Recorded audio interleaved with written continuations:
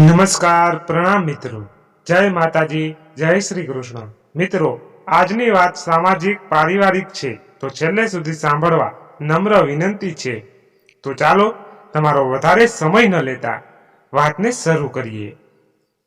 મંજુલાબેનને 98 વર્ષ પૂરા થઈને 99 બેઠું. છેલ્લા 20 દિવસથી એ પથારી વીસ હતા. કોઈ જ રોગ નહીં, પરંતુ ઉંમર એ સૌથી મોટો રોગ કહી શકાય, જેમાં માણસ ખાવા પીવાનું નહિવત કરી દે છે. મંજુલાબેન પાણી ઉપર હતા એમ કહી શકાય. શરીર ગળી ગયું હતું. ફેમિલી ડોક્ટર ઘરે આવતા, દવાઓ આપતા. બધાને ખ્યાલ હતો કે હવે બા કાઢે એટલું બોનસ હતું. મને કાંઈ થાય તો દવાખાનામાં દાખલ ન કરતા, ડોક્ટરને ઘરે જ બોલાવજો, એવું મંજુલાબેને કહેલું. એટલે એમ જ કરવામાં આવેલું. મંજુલાબેનના પુત્રવધુ રન્નાબેન ખડે પગે હોય છે. એમના દીકરા જસ્મીનભાઈ પણ દિવસ રાત ધ્યાન રાખતા. જસ્મીનભાઈનો દીકરો મલ્હાર આ ત્રણેયની જરૂરિયાતનું ધ્યાન રાખતો. અને જસ્મીનભાઈની દીકરી આભા સાસરે હોવાથી ફોન કરીને હાલચાલ પૂછી લેતી. મંજુલાબેન શરીરે અશક્ત બન્યા હતા, પણ વિચારોથી હજી સશક્ત હતા. માણસની ઉંમર થાય તેમ ઊંઘ ઓછી થતી જાય અને વિચારો વધતા જાય. ખાસ કરીને ભૂતકાળ યાદ આવે. મંજુલાબેન સાથે પણ કાંઈક આવું જ થતું હતું. બહુ નાની ઉંમરે 16 વર્ષે લગ્ન કરીને આવેલા, એટલે જવાબદારીઓ પણ નાની ઉંમરમાં જ આવેલી. અને નાની ઉંમરમાં જ એમના પતિનું અવસાન થયેલું. પતિ પત્નીએ ઘણી મુશ્કેલીઓ વેઠીને 5 દીકરાઓને ભણાવીને મોટા કર્યા, સારી નોકરીએ લગાડ્યા. મંજુલાબેન આભાને કહેતા કે મેર ને તારા દાદાએ પેટે પાટા બાંધીને અમારા છોકરાઓને ભણાવીને મોટા કર્યા છે. અમે ભલે સામાન્ય જીવન જીવ્યા, પણ એમનું જીવન અને ભવિષ્ય સુધારે એટલા માટે અમે બંનેએ બહુ મહેનત કરી છે. મંજુલાબેન પોતાના વીતેલા જમાનાની ઘણી બધી વાતો એમના ચોથા નંબરના દીકરા જસ્મીનભાઈની પુત્રી આભાને ઘણી વખત કહેતા. મંજુલાબેનને એમના 5 દીકરાઓ, પુત્રવધુઓ અને એમના સંતાનોને મળીને મોટું કુટુંબ હતું. મંજુલાબેન પોતે સૌરાષ્ટ્રમાં જન્મેલા અને જે ગામમાં જન્મ્યા એ જ ગામમાં લગ્ન થયેલા, એટલે બધાની ભાષા કાઠિયાવાડી હતી. પુત્રો જેમ જેમ ભણતા ગયા, મોટા થતા ગયા, તેમ એ જમાનામાં સારી સરકારી નોકરીઓ મળતી ગઈ. પુત્રોના પ્રમોશન થતા ગયા. તેમ તેમ બધા પુત્રો આ 2 રૂમના ઘરમાંથી પોતાના મકાન બનાવી અલગ રહેતા થયા. 2 પુત્રો બહાર ગામ રહેતા હતા અને 3 ગામમાં જ હતા. મંજુલાબેન એ જ 2 રૂમમાં જૂના મકાનમાં રહેતા. એમની સાથે રહેવામાં છેલ્લે વધ્યા એનો ચોથો નંબરનો પુત્ર જસ્મીન અને તેમનો પરિવાર. જસ્મીનભાઈ પણ ગવર્મેન્ટની સારી પોસ્ટ ઉપર હતા, પણ વધુ લાગણીશીલ સ્વભાવ કહો કે પિતાના ગયા પછી મંજુલાબેનનું ધ્યાન રાખવું જે ગણો તે એમણે જૂનું ઘર ન છોડ્યું. હવે ઘરમાં 5 જણા રહેતા. મંજુલાબેન, જસ્મીનભાઈ, રન્નાબેન, મલ્હાર અને આભા. જૂનું ઘર મોટું ઘર તરીકે પણ ઓળખાતું, કારણ કે મંજુલાબેનના પતિ સૂર્યકાંતભાઈ ઘરમાં સૌથી મોટા હતા. એટલે એમના ગયા પછી મંજુલાબેન પોતાની સાસરીમાં મોટું માથું ગણાતા. આ કારણે પણ આ 5 જણા રહેતા એ ઘરનું હુલામણું નામ મોટું ઘર પડી ગયેલું, અથવા તો બાના ઘરે એમ બોલાવવામાં આવતું. મંજુલાબેનને એમનો પરિવાર બા કહીને બોલાવતો.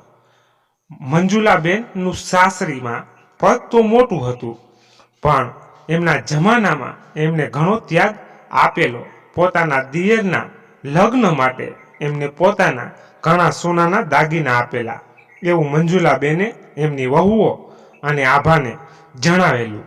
આજના યુગમાં આવી ત્યાગ ભાવનાઓ લુપ્ત થઈ જાય છે ને કાંઈ મહેનત કર્યા વગર બધાને માનપાન જોઈએ છે. મારા દીકરાઓને ભણાવવામાં મેં અને તારા દાદાએ બહુ મહેનત કરી હતી.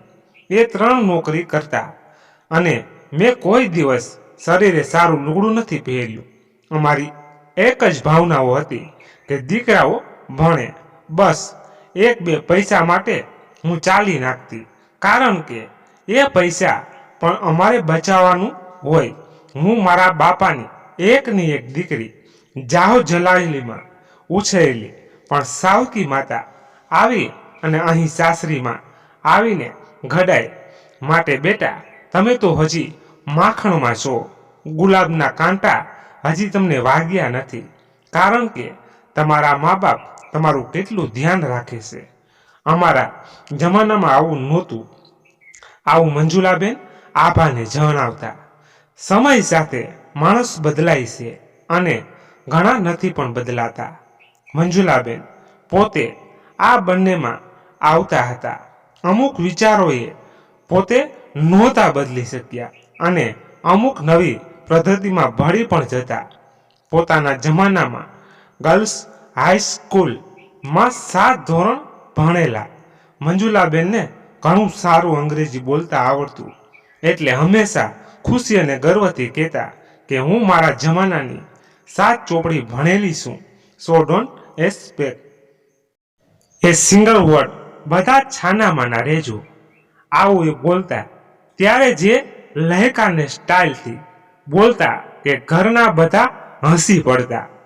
કાઠિયાવાડી હોવાના કારણે ભાષા તળપદી હતી. મંજુલાબેન અને એમના વહુ રન્નાબેન વાતો કરતા તો વાતમાં જ કહેવતો બોલી જતા, અને એટલે આ કારણે જ કહેવતો બોલવાનો વારસો મલ્હાર અને આભાને આવેલો. ખાવાના શોખીન. મંજુલાબેન ખાવાનું બનાવવામાં બહુ શોખીન નહોતા. સાદું કાઠિયાવાડીને ગુજરાતી બનાવી જાણે. એમાં પણ વહુ આવી એટલે એમનો બનાવવાનો વારો ન આવતો. મલ્હાર કે આભા મેગી ખાતા હોય તો પણ કહી દે, મારા બેટાઓ મને 2 ચમચી ચાખવા આપજો. ગળ્યું તો એમને એટલું ભાવે કે ચૂરમાના લાડુનું ભોજન જો બપોરે હોય તો લાડુ જ વધારે ખાવાના અને સાંજે જમવાનું નહીં. એમને ફરસાણમાં ઢોકળા બહુ ભાવે, એટલે રન્નાબેન સાંજે ઢોકળા બનાવે ત્યારે બહુ ખુશ થાય અને બોલે પણ ખરા ખાખરાની ખિસકોલીની જેમ, મને પણ ઢોકળા આપો ને એટલે હું રાજી. બધા જ પ્રકારનું ખાવાનું એમને ભાવતું. નવી પેઢી સાથે ક્યારેય રેસ્ટોરન્ટ જમવા પણ જાય ને ત્યાં બધું જ ટેસ્ટ કરે. ઉનાળામાં રોજે આઈસ્ક્રીમ ખાવાનો ઉંમર થતા જ્યારે એ ચાલતા અટકી ગયા ત્યારે રોજે રાત્રે એ આઈસ્ક્રીમ એ ચોકલેટ તો રાખવાના કારણે કે રાત્રે ક્યારે ઊંઘ ન આવે તો એ ખાય. સ્વભાવે મંજુલાબેન શાંત, આમ શોખીન, પણ ઉછેર એવો કે શરમાળ અને અર્થમુખી. ખરા લોકોની હાજરીમાં બહુ બોલે નહીં, આમ થોડા ગુસ્સાવાળા પણ ખરા. રન્નાબેન મંજુલાબેનના 4થા નંબરના પુત્રવધુ હતા. લગ્ન કરીને આવ્યા ત્યારથી મંજુલાબેનની સાથે જ રહેતા હતા. રન્નાબેન પણ કાઠિયાવાડી હતા, પણ એમનું પિયર બાજુના ગામમાં હતું અને સાસરું શહેરમાં હતું. પરણીને એ પણ 18 વર્ષની ઉંમરે આવેલા. એમનું કુટુંબ બહુ સંસ્કારી અને ભલું. રન્નાબેન 10 ધોરણ ભણેલા, પરંતુ કોઠાસૂઝ એટલી હતી અને સૌથી મહત્વનું સંસ્કારોમાં જ હતું. ક્યારેય કોઈનું ખરાબ ના કરવું કે કોઈને ન છેતરવું એ સ્વભાવમાં જ નહોતું. અને કદાચ આ બધી ખૂબીઓના કારણે એ 5 વહુઓમાં મંજુલાબેનના માનીતા કે ખાસ વહુ હતા. જસ્મીનભાઈ સ્વભાવે સરળ સાદા.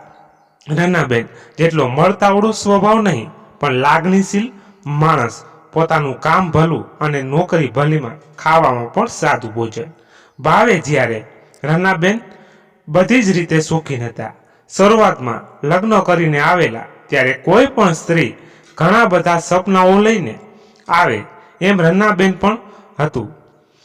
જે કે જસ્મીનભાઈ પણ શોખીન હશે. રનાબેનને પિક્ચર જોવા જવું હોય અને જસ્મીનભાઈ સાથે જાય પણ અડધા પિક્ચરમાં સૂઈ જાય અથવા તો ક્યારેય સામેથી પિક્ચર જોવા જવાની પહેલ ન કરે. જસ્મીનભાઈનું બહુ સાદું જીવન હતું. કોઈ જ વ્યસન નહીં, પણ પતિ પત્નીમાં આ શોખ નામનો શબ્દ અલગ પડતો. બંને જણા ઝઘડે નહીં એટલે મંજુલાબેન રન્નાબેનને લઈને પિક્ચર જોઈ આવતા. એમની સાથે શોપિંગ કરવા પણ જતા. એક વખત તો હું ને બા પિક્ચર જોવા ગયા અને ટિકિટ ન મળે, બધું હાઉસફુલ. પણ બા કહે, જ્યાં સામે કોઈ ભાઈ ઊભો છે એની પાસેથી જઈને બ્લેકની ટિકિટ લઈ આવ. અને અમે બ્લેકની ટિકિટ લઈને મેં ને બાએ સંગમ પિક્ચર જોયેલું. બા તમે હવે મને નથી ક્યાંય લઈ જતા હો એમ કહેતા હસી પડતા. ત્યારે મંજુલાબેન કહેતા, હા તો વળી લઈ જવી પડે ને. ત્યારે હું નવી હતી ને મારા દીકરા ને સમય નો હોય ને તમે બંને ઝઘડો નહીં, એટલે એક માતા તરીકે મારે મારા દીકરાનું ઘર ચાલાવવું હતું એટલે હું આવતી. એ પાછું આંખ મારીને હસીને રનાબેન કહેતા. ઘરમાં બધા હસી પડતા. જસ્મીન ને તો રાત પાડી પણ આવે એટલે રન્ના સાથે હું જતી એમ આભાને જણાવતા. આભા હાઈસ્કૂલમાં આવી અને મંજુલાબેન સાથે સૂતી એટલે ઘણી બધી સામાજિક ભૂતકાળની વાતો મંજુલાબેન આભા સાથે શેર કરતા અને પાછા ચહેરા ઉપર બીક, વિષમ્ય, ખુશી, લાગણી આવા ઘણા બધા ભાવ સાથે નાક ઉપર આંગળી રાખીને આભાને કહેતા, જોજો હો જસ્મીને કે રન્નાને કહેતી નહીં. રન્નાબેન નો તાલમેલ હવે બે પેઢી સાથે હતો, નવી પેઢી અને જૂની પેઢી. બા એક બાજુ એમના પોતાના વિચારો સાથે અને બીજી બાજુ દીકરી આભા જે કોલેજમાં હતી અને દીકરો મલ્હાર જે હાઈસ્કૂલમાં હતો. આ બંને પેઢીમાં જ્યારે પણ વિચારો, શોખ કે કોઈ કામના કારણે શાબ્દિક યુદ્ધ થાય ત્યારે આ યુદ્ધને વિરામ આપવાનું કામ રન્નાબેનને કરવું પડતું. કારણ કે જસ્મીનભાઈ તો હંમેશા મુજબ નોકરી ઉપર ગયા હોય અથવા તો કોઈ સામાજિક લગ્ન કે મરણમાં ગયા હોય એટલે જીવનમાં સામાજિક કોઈ પણ સારી કે ખરાબ ઘરની બધી જ પરિસ્થિતિ સુધારવાની જવાબદારી રન્નાબેનની હોય. રન્નાબેન ક્યારેય પોતાના સંતાનોમાં ભેદભાવ નહોતો રાખેલો. દીકરો મલ્હાર અને દીકરી આભા બંનેને સારી અને સરખા ભાવથી ઉછેરેલા. તેમને અને જસ્મીનભાઈ એ બંને દીકરા દીકરીમાં ફર્ક નહોતો કરેલો અને પોતાના સંસ્કારો આપવા પ્રયત્ન કરેલો. સમાજ જે વર્તન પોતાના સગા દીકરા અને દીકરીમાં કરે છે, દીકરાને વધુ મહત્વ અને દીકરીને નહીં, એ મારાથી નહીં થાય અને હું કરીશ પણ નહીં, આવું રન્નાબેન હંમેશા કહેતા. અરે પોતાનો છોડો, બીજાની કે એમના કુટુંબની દીકરીઓ સાથે પણ એમનું વર્તન એવું જ સારું રહેતું. એક સ્ત્રીનું જીવનમાં મહત્વ શું છે અથવા તો સ્ત્રી વિશે કંઈ પણ સમજણ હોય એ બધું એ આભાને શીખવતા. મલ્હારને જેટલી છૂટછાટ દીકરા તરીકે આપેલી એટલી જ આભાને આપેલી. માટે જ આભાની બહેનપણીઓ પણ કહેતી કે અમારે પણ તારા જેવા મમ્મી હોત. રન્નાબેન સાસરીમાં ચોથા નંબરના વહુ હતા, માટે 3 જેઠાણી અને 1 દેરાણી. બધા સાથે એમનો તાલમેલ હોય.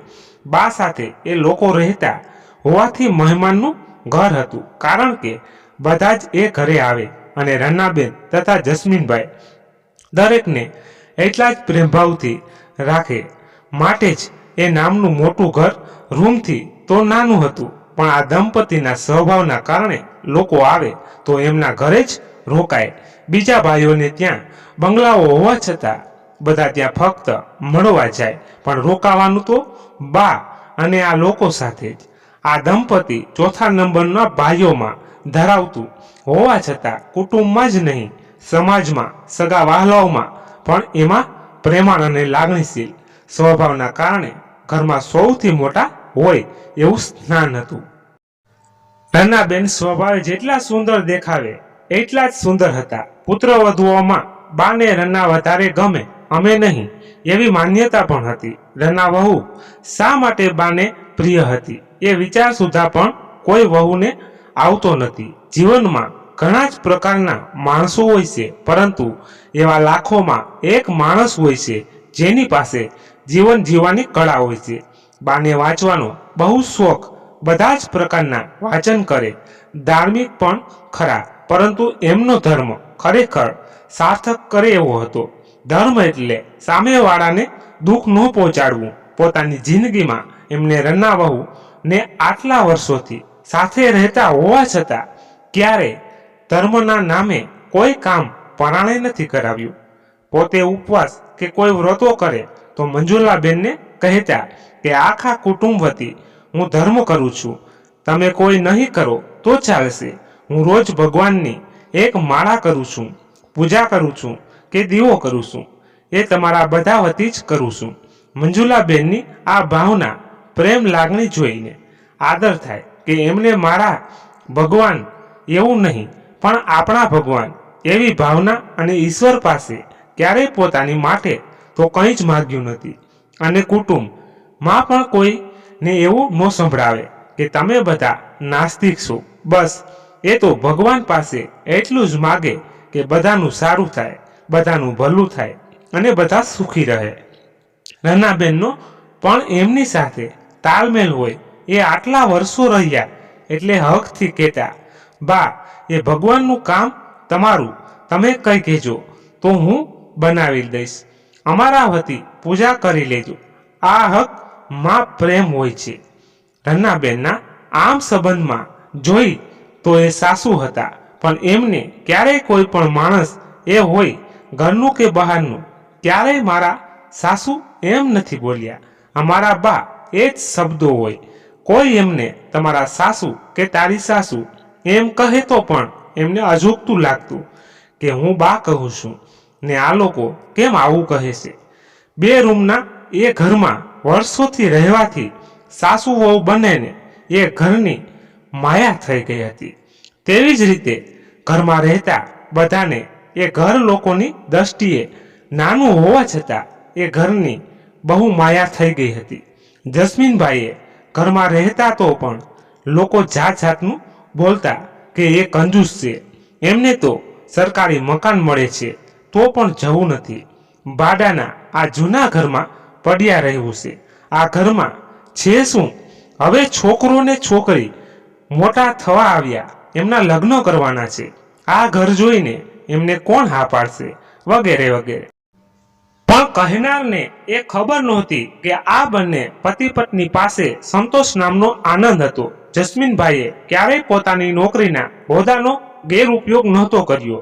એ ધરે તો બે બંગલા બનાવી શક્યા હોય એવી પોસ્ટ હતી. એમનું સાદગીભર્યું જીવનમાં પ્રેમ, સંતોષ અને મહેનત આ બધું ભળેલા હતા, માટે જીવનનું ગાડું ચાલતું હતું. રન્નાબેન પણ એવા જ હતા. પતિના હોદ્દાનો ક્યારેય રૂઆબ નહોતો કે ક્યારેય પોતાના રૂપનો ઘમંડ કરેલો નહીં.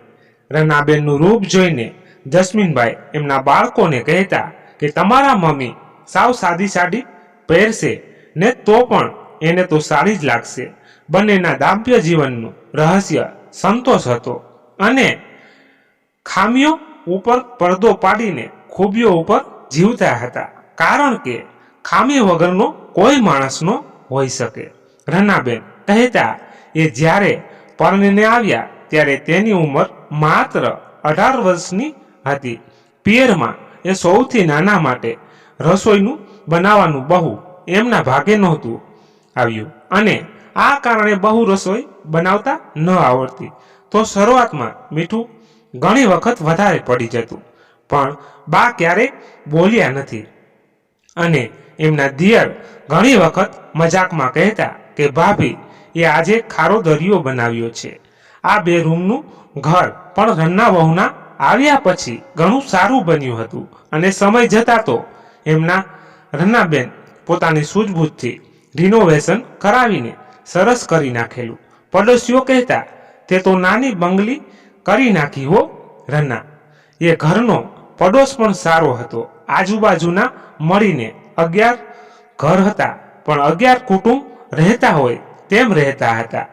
આ 11 ઘરમાં મંજુલાબેનને બીજું એક ઘર, એમ 2 બ્રાહ્મણના ઘર, એક રજપૂતનું અને બાકીના બધા વાણિયાના ઘર હતા.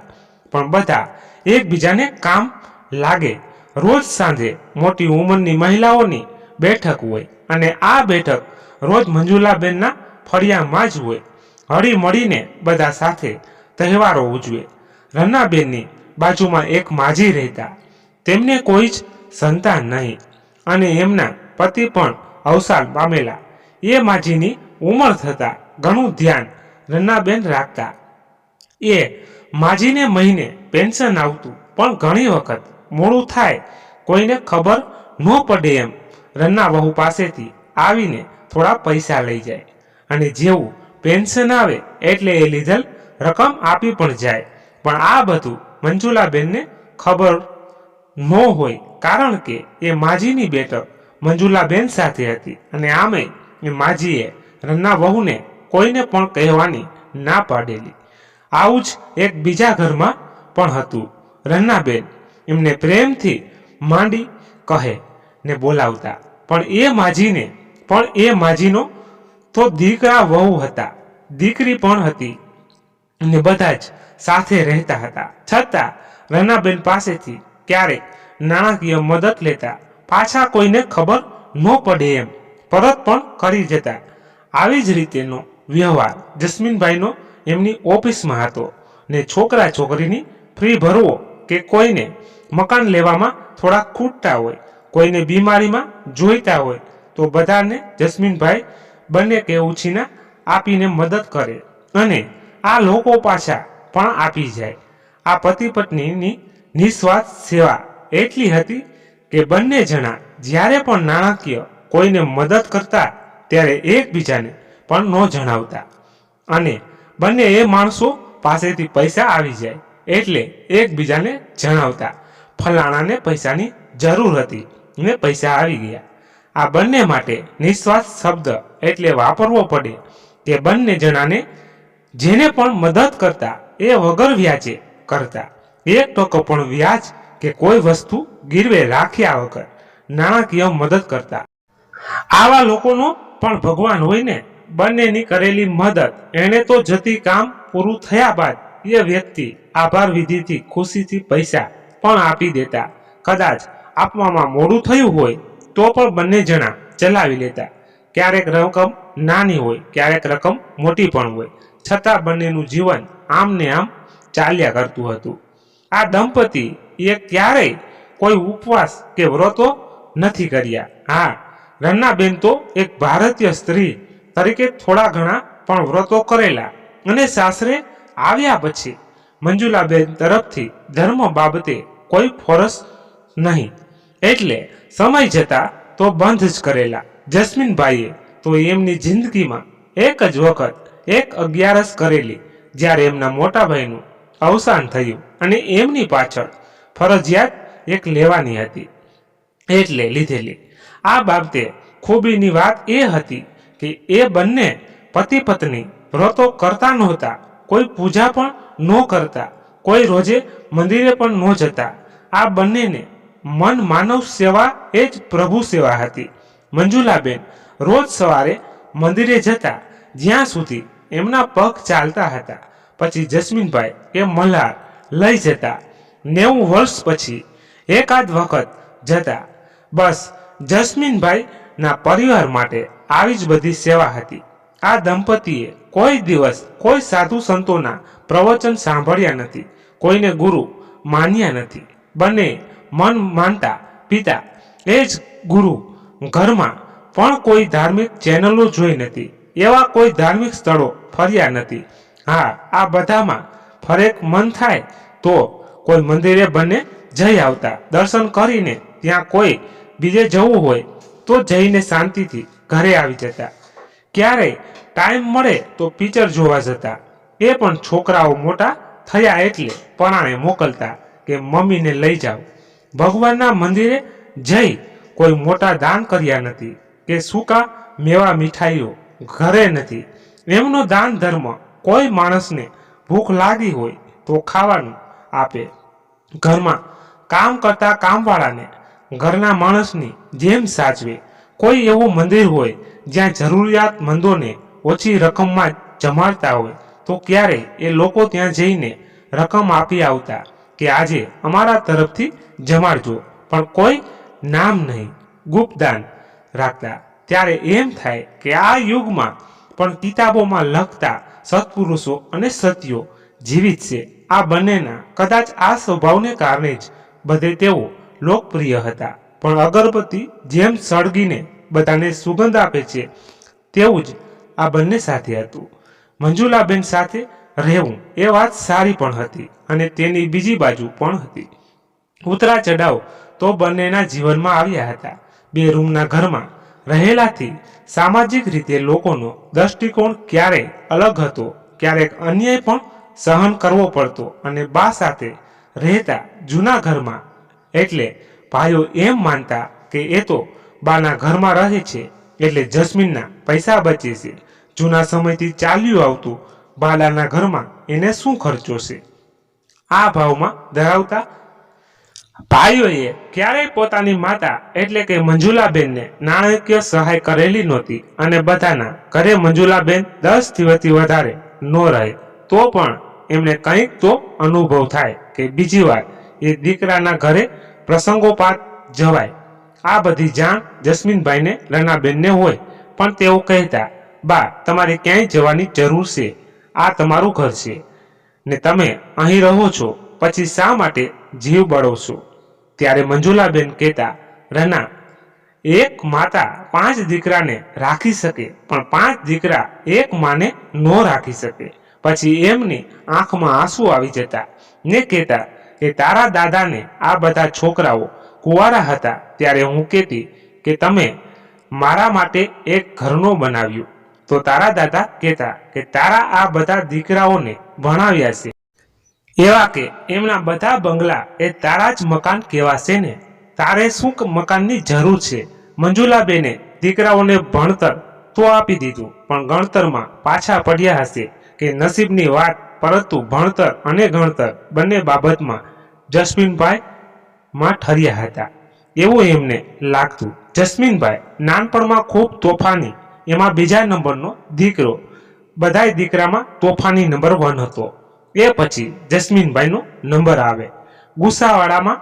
અને રનાબેનને પણ આ અનુભવો ખરા, પણ આ જન્મની કે ગયા જન્મની પુણ્ય કહો કે જે કહો તે, એવાની યુવાનીમાં એમનો ગુસ્સો મંજુલાબેને સહન કરેલો અને પછી રનાબેન ક્યારેય કરી લેતા. પણ રનાબેન જેવી કોઠાસૂઝવાળી પત્ની અને સરકારી નોકરીમાં એમની મહેનતના કારણે જીવન તરી ગયેલું. સમય જતા આભા અને મલ્હાર પણ મોટા થયા અને આભાના લગ્ન પછી થોડા સમયમાં આ દંપતીએ નવું મકાન લીધું જેમાં મલ્હારની મહેનત હતી. આ ઘર પસંદ કરવામાં તથા જસ્મીનભાઈને હા પાડવામાં આ બાજુ બધા ભાઈઓને ખબર પડી. મંજુલાબેનને પણ ખુશખબર આપ્યા. નવા મકાનનું બાનું આપ્યા ના, પણ કોણ જાણે કેમ બહારથી બધા એ ખુશી બતાવી પણ અંદરથી ભાઈઓને એ ડર હતો કે હવે બાને કોણ રાખશે. અને મંજુલાબેનને પણ એમ હતું કે હવે મારું શું થશે. પણ બધાના વિચારથી વિપરીત બન્યું. જસ્મીનભાઈ અને રનાબેને એમ કહ્યું કે બા તમારે ચિંતા કરવાની કંઈ જરૂર નથી, નવા મકાનમાં તમારે અમારી સાથે જ રહેવાનું છે. રનાબેને તો ત્યાં સુધી કહ્યું કે બા અમે તમારી સાથે રહીએ છીએ અને રહીશું અને તમને રાખતા નથી, તમે અમને રાખો છો. ત્યારે મંજુલાબેનની આંખમાં ખુશીના આંસુ આવી ગયા. એ હંમેશા જસ્મીનભાઈને શ્રવણ દીકરો મજાકમાં કહીને બોલાવતા, પણ આજે તો શ્રવણ વહુ પણ બની ગઈ. સાચે જ આ શ્રવણ નામ સાર્થક થયું. આ વાત બધા દીકરાઓને ખબર પડી એટલે બધાને હાસ થયું, પણ બધાનું ધ્યાન એમાં દોરાયું કે હવે જૂના મકાન માટે આવેલા રૂપિયાનું બા શું કરશે? હમણાં બધાને આપી દેશે કે શું? આ સવાલ જસ્મીનભાઈને રનાબેન સિવાય બધા જ પુત્રો અને પુત્રવધુઓ ના મનમાં હતો. બાએ જૂના ઘર વેચાયા ના રૂપિયા કોઈને આપતા પોતાના નામે અલગ અલગ જગ્યાએ ખાતાઓમાં જસ્મીનભાઈ અને નાના દીકરાને મૂકવાનું કામ સોંપ્યું. કારણ કે નાનો દીકરો બેંકમાં હતો. નવા મકાનમાં રહેવા આવી ગયા મંજુલાબેને આ રૂપિયા વિશે કોઈને જણાવવાનું જરૂરી ન લાગ્યું. કારણ કે આ પહેલા પણ મંજુલાબેનના પતિની એક ભાગમાં મિલકત હતી, જેના પૈસાનો વહીવટ મંજુલાબેને દીકરાઓને સોંપેલો અને ત્યારે બધાને ભાગે પડતા જે રૂપિયા આવે તે મંજુલાબેને આપી પણ દીધેલા. પરંતુ ત્યાર પછી દીકરાઓ અને વહુએ વ્યવહાર મંજુલાબેને અનેવાર અનુભવ્યો હતો. બહારગામ રહેતા બે દીકરાઓમાંથી એક દીકરોને વહુ આવે બાને મળવા, પછી જ્યારે પાછા જવાનું થાય ત્યારે કોઈ દિવસ મંજુલાબેનની ટિકિટ ન કઢાવે અને જવાનું થાય ત્યારે ખોટો આગ્રહ કરે. આવા માટે ત્યારે ઠોકર ખાઈને ઘડાયેલા મંજુલાબેન હસીને કહે, હું આવું પણ તે મારી ટિકિટ ક્યાં લીધી છે? ત્યારે દીકરો કહે, એમાં શું, હું ઊભો રહીશ બસમાં ને તને સીટ આપીશ. સામા સામે બંને જાણતા હોય કે એસી બસમાં બુકિંગ હોય અને કોઈને ઊભા ન લઈ જાય. પણ આવો આગ્રહ અને સ્વાર્થી રમૂજ ઘણી વખત એ લોકો કરતા અને રનાબેન આ બધાના સાક્ષી હોય. એવું બન્યું હશે કે જ્યારે પુત્રવધુઓ લગ્ન કરીને આવી હશે ને સાસુ સસરાનું ક્યારેક કડક વલણ રહ્યું હશે. વાસણ ખકડે પણ ખરા પણ પાછા ચડાવી દેવાના, આવું રનાબેન કહેતા. મારી અને બાની વચ્ચે ઘણી વખત બોલાચાલી થઈ છે અને થાય છે, પણ એનો મતલબ એ નહીં કે અમે બંને એ બધી ઘટનાઓને દાજમાં રાખી હતી. જો એવું થયું હોય તો આજે લગ્ન કરીને આવી ત્યારથી અમે બંને સાથે ન રહેતા હોત. દીકરાઓ જ્યારે મંજુલાબેન 70 વર્ષના હતા ત્યારે પણ બહુ રોકવા નહીં લઈ ગયેલા, તો હવે તો બા 80 વર્ષના 90 વર્ષ પણ વટાવી ગયા. તારે એક વખત જ્યારે મંજુલાબેન એમાં નાના દીકરાને ત્યાં રહેવા ગયેલા અને ત્યાંથી આવ્યા પછી મંજુલાબેન રનાબેન પાસે રોવા લાગેલા અને કહ્યું કે રના, હવે હું ત્યાં નહીં જાઉં અને જવાનું મન મને થાય તો તું મને ત્યાં ન મોકલતી. મને અહીં ભલે ડુંગળીને રોટલો મળી રહેશે, પણ હવે હું અહીં જ રહીશ. હવે હું ક્યાંય નથી જવાની. ત્યારથી રનાબેને પણ કુટુંબીઓની બા પ્રત્યેની લાગણીનો ખ્યાલ આવી ગયેલો અને તમને કહ્યું કે હા બા, તમે કહો એમ, પણ તમે રોવો નહીં. મંજુલાબેન આમે રનાબેન પરણીને આવેલા ત્યારથી કોઈના ઘરે ઓછા રોકાવા જતા, કારણ કે ખાવા પીવામાં બધામાં નવા ઘરે આવ્યા તો પણ રનાબેન એમનું એટલું જ ધ્યાન રાખતા.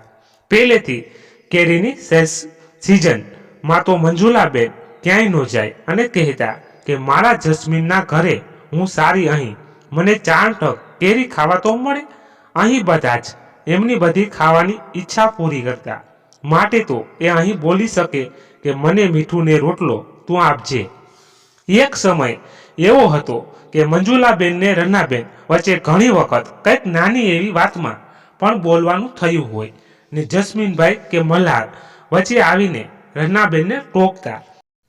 તું તો સમજ, એમની ઉંમર થઈ ત્યારે રનાબેન ગુસ્સામાં કહેતા કે હા, પરણને આવી ત્યાંથી એમની જ ઉંમર વધે છે, મારી તો વધે જ નહીં. હું તો ત્યારથી જ અત્યાર સુધી જુવાન જોત છું. કેમ? ત્યારે જસ્મીનભાઈને મલ્હાર ચૂપ થઈ જતા, કારણ કે આટલા વર્ષ સાસુ વહુ સાથે રહીને ક્યારેય અકળાઈ જતા હતા. અરે પતિ પત્ની પણ વર્ષોથી સાથે રહે છે તો પણ ચેન્જ જોઈ છે. પત્ની પિયર જાય છે, અહીં તો કાંઈ જ એવું નહોતું. મંજુલાબેન સામે ને સામે જ હોય એટલે રનાબેન ક્યારેય અકળાઈ જતા, પણ પછી બંને વચ્ચે સુમેળ થઈ જતો. આમ કરતા કરતા મંજુલાબેનની ઉંમર 90 વર્ષ ઉપર થઈ ને હવે તો જસ્મીનભાઈ પણ નિવૃત્ત થયા ક્યારેય જસ્મીનભાઈ પણ બા ઉપર અકળાઈ જતા, કારણ કે એમની અને રન્નાબેનની પણ હવે ઉંમર થઈ હતી. પણ હવે ઊંધું થતું. રન્નાબેન જસ્મીનભાઈને ખીજાતા કે તમારી બા છે તો કરે એવું તમે કેમ અકળાઈ જાવ છો? આ સાસુ વહુના સંબંધો લાગણીના સંબંધોમાં ક્યારેય ફેરવાય ત્યાં એ બંનેને ખબર જ ન પડી. આની સાક્ષી હતા કુદરત અને સમય. એકવાર રન્નાબેનને બહુ જરૂરી કામથી બહાર જવાનું થયું ને 2 દિવસમાં પાછા પણ આવી ગયા. પણ ત્યારે બા રન્નાબેનને ભેટીને નાના બાળકની જેમ રડેલા કે તું હવે હું જીવું ત્યાં સુધી મને મૂકીને ક્યાંય ન જતી. શું પોતાના આટલા લગ્ન જીવનમાં રન્નાબેનને મંજુલાબેન તરફથી ક્યારેય સહન નહીં કરવું પડ્યું હોય? સંબંધે તો સાસુ હતા, પણ રન્નાબેનના સંસ્કાર જ એવા હતા કે આટલા વર્ષમાં બાની સાથે રહ્યા હોવા છતાં કોઈ દિવસ એમને બાની નાણાકીય બાબતમાં દખલગીરી કરી નહોતી. અરે એક વખત એમના સૌથી મોટા જેઠાણે રન્નાબેનને બાના પેન્શન વિશે પૂછ્યું અને રન્નાબેનને કહ્યું કે મને ખબર નથી. ત્યારે એમના એ જેઠાણીને બહુ નવી લાગેલી કે રન્ના તને ખરેખર ખબર નથી એવું એ બોલેલા. એમના ગયા પછી રન્નાબેને ઘરમાં બધાને વાત પણ કરી કે મને ખરેખર ખબર નથી કે બાની નાણાકીય પરિસ્થિતિનું શું છે. એમણે જસ્મીનભાઈને પણ કર્યું કે તમે બધું સાંભળો છો, મારે શું કામ છે જાણીને. ત્યારે આપણા મનમાં એક વિચાર જરૂર આવે કે આ બંને લેડી આટલું ભણ્યા પણ નથી, આ બંનેનો મોનોપોઝ શું છે એ ખબર નથી કે અનુભવ્યું નથી, સ્ટ્રેસ નથી ખબર, હા ચિંતા શબ્દની ખબર, પણ એ તો બંનેને એકબીજાની વાત કરીને હળવા થઈ જતા નથી. વોમેન્સ ડે કોઈ દિવસ મનાવ્યો કે વોમેન એમ્પાવરમેન્ટ કોઈ વાતો જાણતા નથી કે નથી કોઈ દિવસ સ્ત્રી સમાનતાની વાતો કરી નથી, એવા પોતાના અધિકારો માટે વાતો કરી. છતાં આટલી બધી સમજણ અને તાલમેલ કે જ્યારે બા 95 વર્ષના થયા ને ત્યારે રન્નાબેન તેને મજાકમાં કહેતા કે બા તમે જાઓ ત્યારે હું નથી રોવાની. ત્યારે બા કહેતા કે રન્ના તું યાદ રાખજે, સૌથી વધુ તું જ રોવાની અને મને યાદ પણ તું જ કરવાની. બાએ જીવનના અનુભવોને આધારે એટલી તો ખાતરી હતી કે એનો શ્રવણ દીકરો જસ્મીન ભલે બીજા દીકરાઓએ મને રાખી નથી, પણ મારા ગયા પછી કોઈને અન્યાય નહીં કરે. આમ છતાં એમણે સમય ચોસકતા વાપરીને એમાં શ્રવણ દીકરાને રાખ્યા. ઉપર જોડાનો હારનો પહેરવો એમ વિચારને જસ્મીન અને મલ્હાર સિવાય કોઈને જણાવ્યા વગર પોતાની વસિયત કરી નાખી અને બધા જ હકો તથા નિર્ણયો એમના ગયા બાદ જસ્મીન જ કરશે એવું પણ લખાવ્યું. માં હતા ને દરેક વાતથી વાફેક હોય છે અને થયું પણ એવું જ. 1 મહિનો પથારી વિરસ રહીને બાએ દેહ છોડ્યો. બધા જ આવ્યા, સંબંધી પાડોશી. રન્નાબેને એટલું બધું રડ્યા, બાને લઈ જતા હતા ત્યારે કે આજુબાજુના જેમને એમના સંબંધોનો ખ્યાલ નહોતો. એ રન્નાબેનના નજીકના પાડોશીને પૂછી રહ્યા હતા કે આ ગયા એ કોણ હતું, એના મમ્મી હતા કે સાસુ હતા. જ્યારે પૂછનાર લોકોને ખબર પડી કે એમના સાસુ હતા ત્યારે લોકો ખરેખર વિચારતા થઈ ગયેલા કે આવી વહુ તો પહેલીવાર જોઈ કે સાસુના અવસાન પાછળ આટલું બધું રડે. અને મંજુલાબેનને કાઢી ગયા. પછીના 3જા દિવસે જ્યારે એમાં પુત્ર અને પુત્રવધુઓ બધા બેસેલા ત્યારે જસ્મીનભાઈએ મજાક કરી જે સાચી હતી કે રન્ના આટલું બધું તું બાના જવાથી જેટલું રડી એટલી તું તારા લગ્નની વિદાયમાં પણ નહોતી રડી. ત્યારે બધા હસવા લાગેલા અને ખરેખર આભા, મલ્હાર અને ખુદ રન્નાબેન માટે પણ નવાઈની વાત હતી કે બાના જવાનું દુઃખ આટલું બધું લાગ્યું તો બીજાને તો નવાઈ લાગે જ ને. સમય જતો ગયો તેમ બધી વિધિઓ પણ પૂરી થઈ અને બા જે વિચારેના ગયેલા એ પણ પૂરું થયું. જસ્મીનભાઈ અને રન્નાબેનને બધાને મિલકતમાંથી આપ્યું, કોઈને બાને નો રાખ્યા, નો અહેસાસ નો થવા દીધો. એટલે કુટુંબજનોને આ બંને પ્રત્યે માન વધ્યું અને નાના હોવા છતાં વડીલની ભૂમિકા ભજવી ગયા. અને બે ભાઈઓ તો બાના ગયા એ પહેલા જ અવસાન પામેલા. એટલે આમે પણ બાના જવાથી જસ્મીનભાઈ અને રનાબેન ચોથો નંબર હોવા છતાં સંસ્કાર અને સ્વભાવના કારણે બધે જ પહેલો નંબર થઈ ગયો. અને ખરેખર રનાબેનને એવું લાગ્યું કે બાના આત્મને શાંતિ મળી છે. વિધિ તો એકમાત્ર નિમિત્ત છે. મિત્રો, કહાની સમાપ્ત થઈ. તમને ગમીને હોય તો લાઈક અને શેર કરી દેજો. અને હા, કોમેન્ટ બોક્સમાં તમારો પ્રતિભાવ આપશો જી. અને ચેનલ પર નવા છો તો ચેનલને સબસ્ક્રાઈબ કરી દેજો, એટલે જેથી કરીને તમને દરરોજ એક નવી વાત સાંભળવા મળતી રહે. ધન્યવાદ. ફરી મળીએ એક નવી વાર્તા સાથે. ત્યાં સુધી બધા મસ્ત રહો, તંદુરસ્ત રહો. જય માતાજી, જય દ્વારકાધીશ. હર હર મહાદેવ, મહાદેવ, મહાદેવ. જય શ્રી રામ, જય બજરંગ બલી.